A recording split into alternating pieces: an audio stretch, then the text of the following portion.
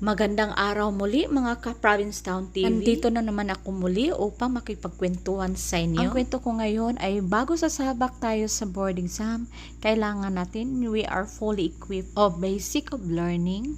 Kapag ikaw ay education field, yung general education ay nasa elementary lesson. Kapag naman meron tayong major, nasa secondary lesson lang po. Gaya ng whole track na ito, hindi aalis kapag hindi punong-puno ng karga. Ang ibig kong sabihin ay punong-puno ka na ng stock knowledge at diskarte kung paano mong gagawin during exam day.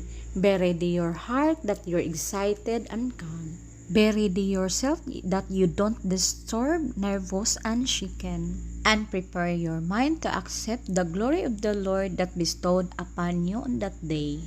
And if you follow this process, you will win on your journey.